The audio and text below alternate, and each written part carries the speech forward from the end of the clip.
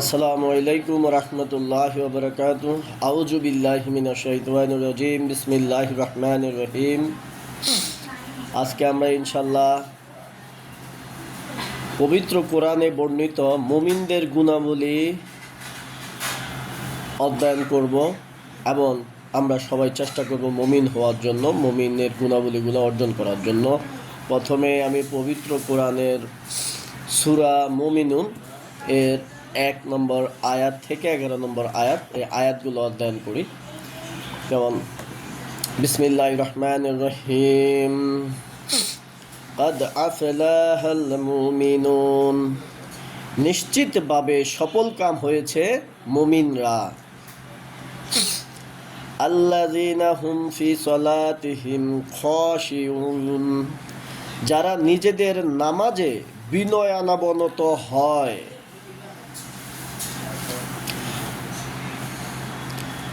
আল্লাযীনা হুম আনিল লাগওয়ি মুরিদুন, বাজে কাজ থেকে দূরে থাকে। আল্লাযীনা হুম লিযাকাতি ফাইলুন, যাকাতের পথে সক্রিয় থাকে।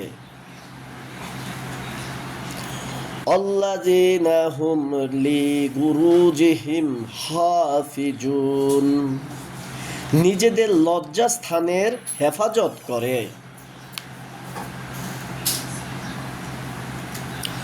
আল্লাযীনা হুম লিআমানাতিহিম ওয়া আহদিহিম রাউন, নিজেদের আমানত ও প্রতিশ্রুতি রক্ষা করে।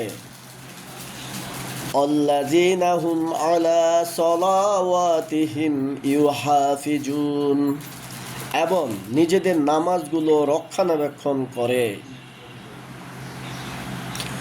উলাইকা হুমুল ওয়ারিসুন, তারাই এমন ধরনের উত্তরাধিকারী যারা নিজেদের উত্তরাধিকার হিসাবে ফেরদাউস লাভ করবে এবং সেখানে তারা থাকবে চিরকাল।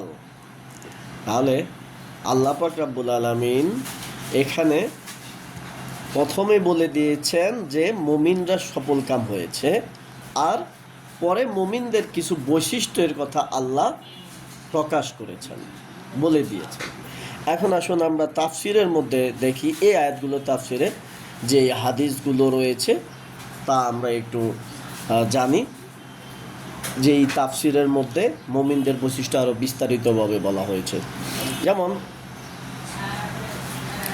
ইসলাম গ্রহণকারী এক ব্যক্তি হতে বর্ণিত আছে যে রাসূলুল্লাহ সাল্লাল্লাহু আলাইহি সাল্লাম বলেন, হে বেলাল, নামাজের মাধ্যমে আমাদেরকে শান্তি দান করো। তার মানে এরপরে বর্ণিত আছে যে একজন আনসারী নামাজের সময় স্ত্রী ও দাসীকে বলেন, অজুর পানি নিয়ে এসো যাতে আমি নামাজ পড়ে শান্তি লাভ করতে পারি। তিনি দেখলেন যে উপস্থিত জনগণ তার এ কথা অপছন্দ করেছে, তাই তিনি বলেন, আমি রাসূলুল্লাহ সাল্লাল্লাহু আলাইহি সাল্লামকে বলতে শুনেছি, হে বেলাল, উঠো, নামাজের মাধ্যমে আমাদেরকে শান্তি দাও। এই হাদিসটি মুসনাদে আহমদে বর্ণিত হয়েছে। তাহলে দেখেন, আমরা মুমিনের যে গুণাবলী তার মধ্যে আমরা কিন্তু কয়েকটা গুণাবলী আমরা কোরআনের আয়াত শুনেছি।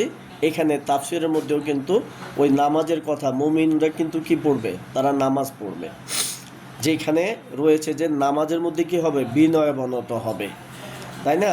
এই মুমিনদের একটা অন্যতম বৈশিষ্ট্য। তারপরে রয়েছে মহান আল্লাহ বলেন, যারা অসার ক্রিয়াকলাপ হতে বিরত থাকে, অর্থাৎ মুমিনরা বাতিল, শিরক, পাপ এবং বাজে ও নিরর্থক কথা হতে দূরে থাকে। আল্লাহ তাআলা বলেন, যখন তারা অসার ক্রিয়াকলাপের সম্মুখীন হয় তখন শ্রেয় মর্যাদার সাথে তা পরিহার করে। অসার ক্রিয়াকলাপ আমরা তো জানি যে বাজে কাজ, বাজে যে কথাবার্তা আছে, অনেক গালাগালি করে, আমরা অনেক উল্টাপাল্টা অশ্লীল গান বাজনা গায়, মানে আরেকজনের গীবত গায়, পরনিন্দা করে, পরচর্চা করে, এই যে জিনিসগুলা থেকে কি থাকে, দূরে থাকে।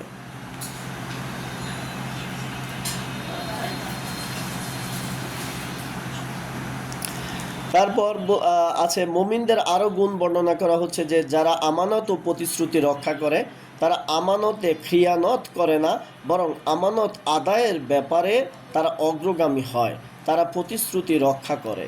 এর বিপরীত স্বভাব হলো মুনাফিকের। রাসূলুল্লাহ সাল্লাল্লাহু আলাইহি সাল্লাম বলেন, মুনাফিকের লক্ষণ তিনটি: যখন কথা বলে মিথ্যা বলে, ওয়াদা করলে তা ভঙ্গ করে, এবং তার কাছে কিছু আমানত রাখা হলে খিয়ানত করে। মহান আল্লাহ মুমিনদের আর একটি বিশেষণ বর্ণনা করেছেন যে তারা তাদের নামাজে যত্নবান থাকে, অর্থাৎ তারা নামাজের সময়ের হিফাজত করে। হজরত ইবনে মাসুদ রাদিয়াল্লাহু বলেন, আমি জিজ্ঞেস করলাম, হে আল্লাহর রাসূল সাল্লাল্লাহু আলাইহি সাল্লাম, আল্লাহর নিকট কোন আমল সর্বাপেক্ষা অধিক পছন্দনীয়? উত্তরে তিনি বলেন, নামাজকে সময় মতো আদায় করা। আমি আবার জিজ্ঞেস করলাম, তারপর কোন আমল? তিনি জবাব দিলেন, পিতামাতার খেদমত করা। আমি পুনরায় প্রশ্ন করলাম, তারপর কোনটি? উত্তরে তিনি বললেন, আল্লাহর পথে জিহাদ করা। এখন দেখেন, আমাদেরকে যদি মুমিন হতে হয় তাহলে অবশ্যই এই বৈশিষ্ট্যগুলো আমাদের অর্জন করতে হবে। আর নামাজের যে গুরুত্বটা সেটা দেখলেন, কোরআনের আয়াতও বলা হয়েছে এবং হাদিসের মধ্যেও বলা হয়েছে নামাজের গুরুত্ব। তো বেনামাজি যারা রয়েছে তারা তো মুমিন না, তারা হয় কি হয়ে যায়? মুনাফিক। আর মুনাফিকের স্থান হলো জাহান্নামে।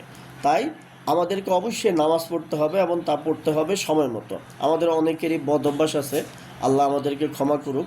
যারা আমরা নামাজটা দেরিতে পড়ি, আল্লাহ আমাদেরকে মাফ করুক এবং সময় মতো পড়ার তৌফিক দান করুক।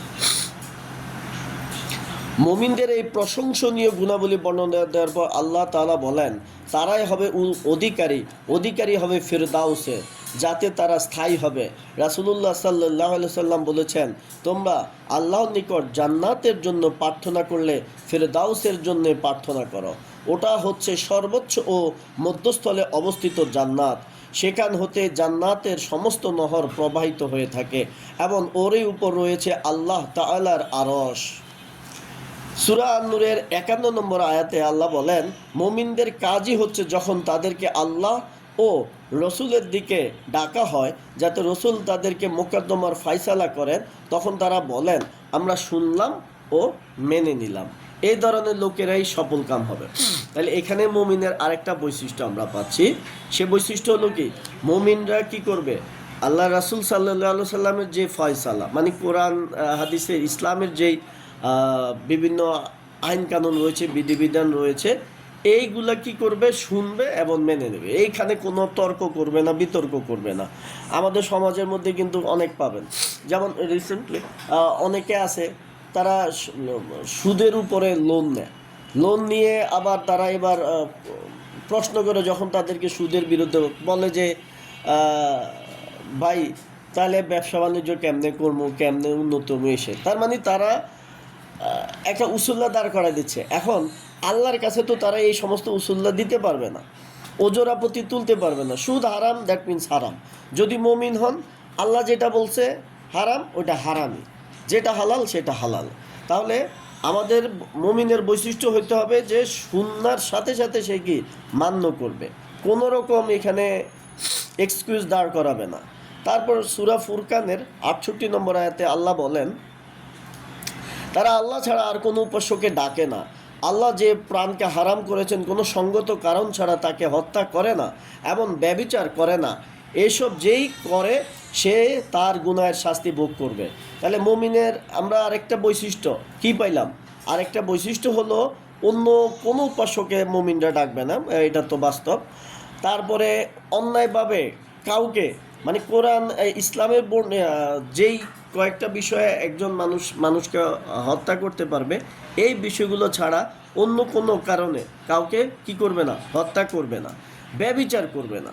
ব্যভিচারটা আমরা কোরআনের এই আজকের তাফসিরের যে আয়াতের প্রথমে আমরা পেয়েছি, লজ্জাস্থানের হেফাজতের বিষয়, এইখানেও কিন্তু আমরা তাফসিরের ভিতরেও এই আরেকটা আয়াত পেলাম কোরআনের, যেখানে ব্যভিচার করে না। ব্যভিচারটা খুব ডেঞ্জারাস একটা অপরাধ।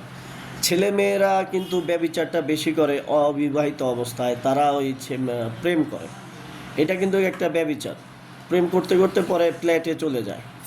তারপরে হলো বিবাহিতদের ক্ষেত্রেও কি আরও কঠিন শাস্তি, একজন আরেকজনের পরক্রিয়া করে, তো এইটা কিন্তু হত্যাযোগ্য অপরাধ।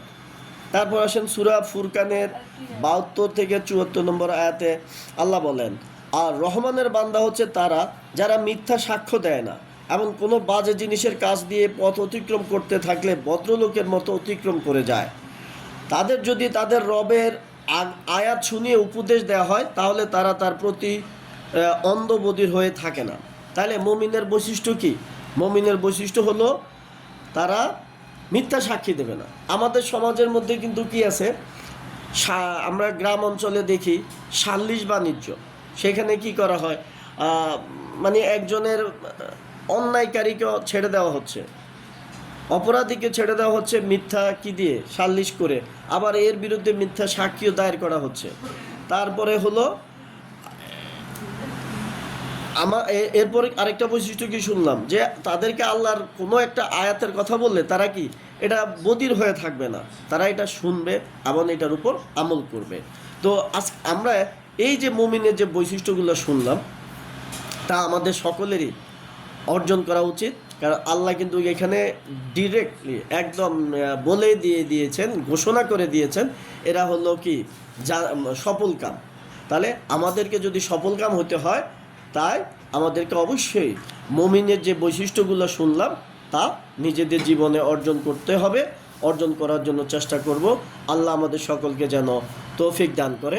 এবং নামাজ, ভাই বেনামাজি যারা রয়েছেন তারা নামাজ পড়েন, নামাজটা নিয়ে মানে কোনো ফাজলামো করবেন না। নামাজ যদি না পড়েন আপনি নিশ্চিত থাকেন আপনার যদি এখন মৃত্যু হয় তাহলে আপনার মৃত্যু হবে ঈমান হারা, আর আপনার মৃত্যুর সাথে সাথে আপনি জাহান্নামে চলে যাবেন। আপনার শাস্তিটা কেমন হবে? মৃত্যুর সময় আপনাকে এমনভাবে শাস্তি দেওয়া হবে, যারা পাপিষ্ট তাদের প্রতিটা অঙ্গ প্রত্যঙ্গে, এই যে আজ যারা ফেরেশতারা রূহ কবজ করতে আসবে তারা পিটাবে, প্রতিটা পশমের গোড়া গোড়ায় পিটে তার রুটা বের হইতে চাবে না, এবং রুটাকে জোরে মানে জোর জবরদস্তিভাবে টেনে এসে বের করা হবে। এবং আজরাইল আলাইহিস সালামের যে অবয়বটা দেখবে তারা, জমিন এবং আকাশ এই লেভেলে ভয়ঙ্কর রূপে তারা দেখবে। তো আমরা দেখি অনেকেই ইসলামের বিপথে চলে, উল্টাপাল্টা পথে চলে, আর শুধু নামাজের সময় কিভাবে যে মানুষ নামাজ না পড়ে থাকে এটা কল্পনা করা যায় না। তারপরে এই যে ইসলামের বিধিবিধানগুলো মানতে চায় না, তারা আসলে নিজে সর্বনাশ করছেন। পৃথিবীতে বেশি দিন বাঁচবেন না, অল্প কিছুদিনের দুনিয়া। একবার চিন্তা করে দেখেন আপনার পূর্বপুরুষরা যারা মারা গিয়েছে তারা কয়েকশো বছর হয়ে গিয়েছে। আপনি আপনার নিজের বংশের পূর্বপুরুষের কথা ভাবেন, সে পূর্বপুরুষ মারা গিয়েছে আজকে কত বছর হয়ে গেছে। হ্যাঁ, তো তারা তো মাটির নিচেই আছে, আল্লাহর কাছে তারা আছে, তাহলে তাদের কি অবস্থা একবার ভাবুন। তাই আমরা অবশ্যই সবাই যা শুনলাম তা আমরা মেনে নেব, এটাই আমাদের মুমিনের বৈশিষ্ট্য। আজকে যা যা শুনলাম, আল্লাহ আমাদের সকলকে ইসলামের পথে চলার তৌফিক দান করুক। আসসালামু আলাইকুম ওয়া রাহমাতুল্লাহি ওয়া বারাকাতুহু।